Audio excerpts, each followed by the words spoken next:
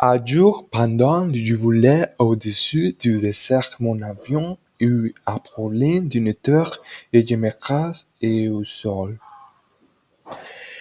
Nous étions sur les dunes et moi dans une mer du silence. Si je n'arrivais pas à décoller, je ne survivrais pas sous un petit homme où je voulus apparut devant moi, c'était le petit prince. Une fois quand j'étais petit, j'ai entendu dire que les voix pouvaient engloutir un éléphant entier. Cette image tournait dans ma tête toute la journée et je n'hésiterai pas à la dessiner. Tous les adultes me disaient la même chose. Que je lui venais, ils ne comprenaient pas, ils me disaient seulement que je devais faire des choses intéressantes, comme étudier la géographie ou les maths. J'ai écouté leurs concerts et c'est pour cela que je suis devenu aviateur. Un métier qui m'a permis de voyager à travers le monde et vivre comme il me l'avait dit depuis quelques années. Je vivais dans un monde adulte, mais je ne me suis jamais senti bien dans ce monde. Je me sentais triste et frustré. J'étais toujours le vilain petit canard dans le monde où tout était rigolo. Un jour, pendant que je volais au-dessus du désert, mon avion eut un problème de moteur et je m'écrase au sol.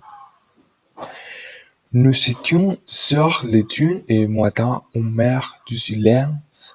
Si je n'arrivais pas à décoller, je ne survivrais pas sous un petit homme où je voulus apparut devant moi, c'était le petit prince. Tu me dessines l'agneau? Je cherchais le crayon, je vais dans ma mallette et je lui dessinais 3 noms, mais aucun ne lui satisfaisait, ou il était trop vieux, ou malade, ou trop mince. Fatigué de son insistance, je dessinais une boîte, je lui assurais que l'agneau, si tu voulais, et s'il avait venu. Oh, c'est seulement ce que tu voulais. Le petit prince vivait sur une planète très lointaine et très petite. Il y avait des volcans et une terre couverte de lava. Il me raconte qu'il y avait deux types d'art sur toutes les planètes, où il savait profiter des choses de la vie, mais s'attarder sur les moindres détails et sur les moments qui sont invisibles aux yeux des adultes.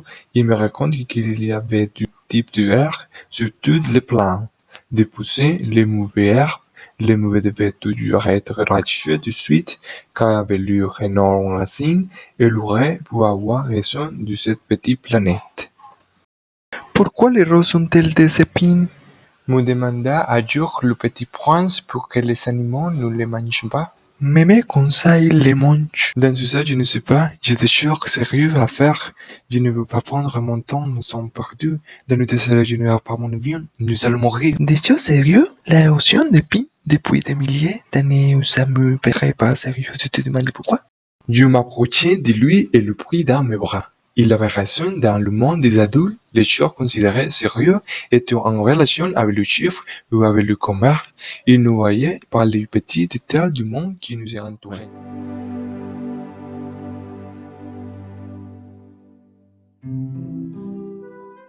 Sur la planète du Petit Prince poussaient des fleurs uniques qui vivaient seulement à jour. Mais une fois à fleurs différentes peu. Elle était incroyablement belle, mais ainsi un peu égoïste.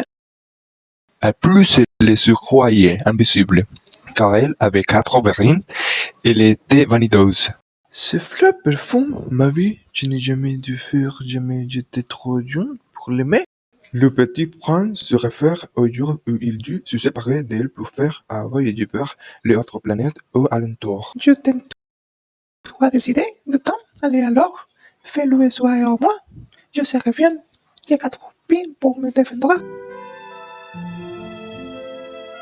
La première planète que visite le petit prince était habitée par le roi. Mon premier sujet!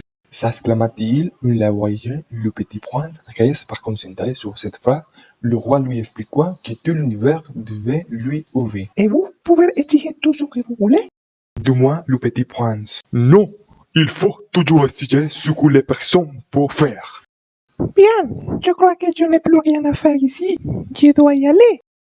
Le roi essaya de la retenir par tous les moyens. Il arrivait, mais jusqu'à le nommer ministre de son région, rien ne la convaincre. Il continuait son voyage et l'autorité du roi n'allait pas l'empêcher. Il pense tout le troisième que les adultes sont bizarres. Dans la planète suivante vivait un Vanito. Ah, un admirateur, dit le Vanito. Applaudis jusqu'à ce que tu dises arrêter. Après avoir pu mis un moment, le petit prince arrête car il était fatigué. Tu admirais beaucoup, n'est-ce pas? C'est quoi admirer? Admirer, c'est la même chose qu'admettre que je suis le plus beau, le plus intelligent et la meilleure personne qui habite cette planète. Mais si toi es l'unique habitant de cette planète, à quoi ça sert d'être admiré?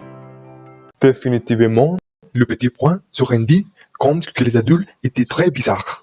Ce qu'ils faisaient n'avait pas de sens. Le petit prince raconte que la troisième planète qui était habitée rarement de fer, il était rouge comme une tomate et n'arrêtait pas de faire des comptes. 2 millions, le Mapuche du gagnerait du double. 2 millions de quoi? D'étoiles, j'ai 2 millions d'étoiles. Et qu'est-ce que tu fais avec 2 millions de fois? Je les raconte et je les mets à l'avant. Mais cela ne sert à rien, tu n'es pas utile pour elle. Le petit prince se remit à penser que les adultes étaient très étranges. La quatrième planète était petite, il y avait seulement un lampadaire et un allumeur de lampe. Pourquoi tu allumes-toi constamment sur lampadaire? C'est mon obligation, je dois allumer la lampadaire pour la nuit d'éteindre le matin, mais maintenant la planète est plus petite et le soleil revient tous les 5 minutes. Et tu n'as pas changé ton travail? Non, la planète a changé, mais mon travail est le même. Je ne peux pas me reposer, mais c'était ce que je peux faire. Le petit prince s'est dit que la lumière de lampe était le moins nature de tout. Il avait un travail et se préoccupait de quelque chose d'autre que de lui-même, ainsi il pensait seulement accomplir ses obligations.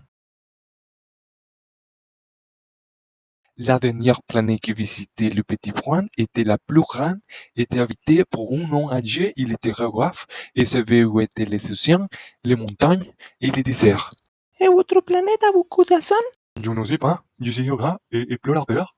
J'attends l'explorateur qui vient et ma foi de tout ce qui boit pour qu'ensuite je puisse leur cri dans mes livres. Et connaître aussi toutes les fleurs, c'est ce qui est le plus beau sur la planète. Mais les fleurs ne m'intéressent pas la colonisation de femmes, les discours, je peux faire les mapons et les nuances jamais à ce moment-là. Le petit prince se répétait d'avoir laissé sa fleur à durer réussi allait disparaître.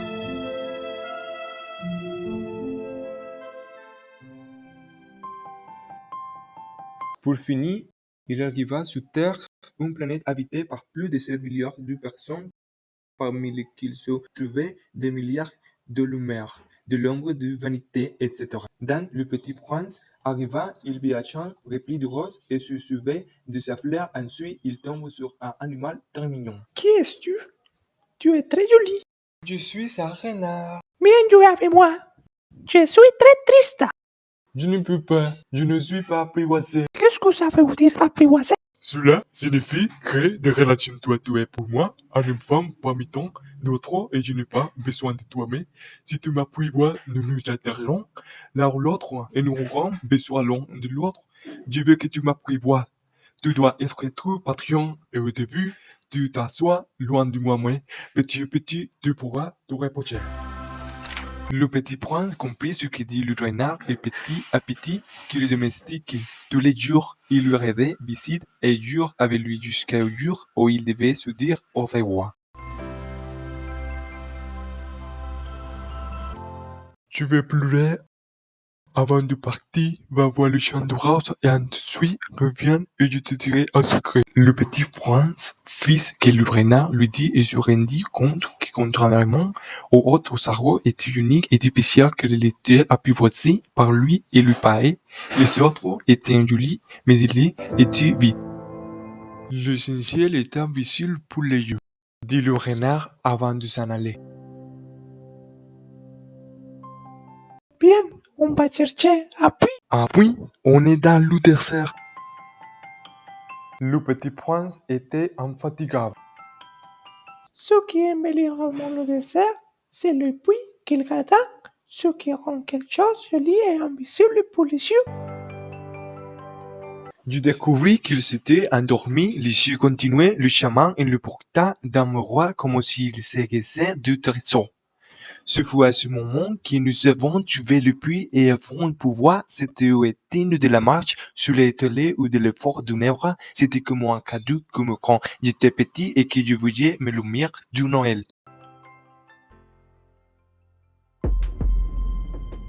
Le petit prince était près du puits, je vis qu'il parlait à un serpent. Il était très dangereux.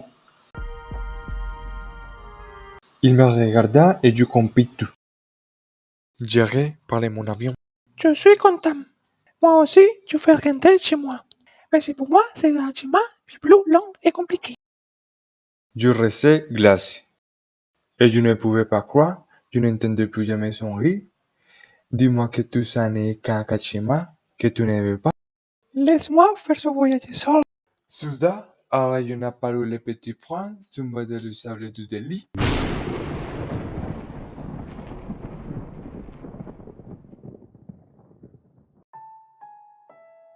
Plusieurs années sont passées depuis. Je Je savais que le petit prince était retourné sur sa planète, car le matin suivant, je ne trouvais pas son petit corps. Le Sahara est pour moi le paysage le plus joli et le plus triste du monde. C'était là que le petit prince était apparu, mais aussi là où il avait disparu. Si une fois vous passez par là, ne vous pressez pas et profitez de ce que vous voyez. Il ne faut jamais oublier l'enfant qui est en chacun de nous, parce que ce qui est réellement beau est invisible pour les yeux, et les enfants sont les seuls à pouvoir voir à travers leur cœur.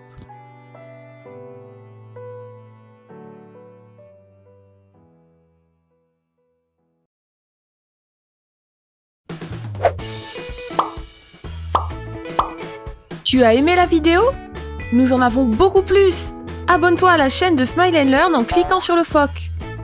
Ah, et si tu veux continuer à apprendre, clique sur les encadrés.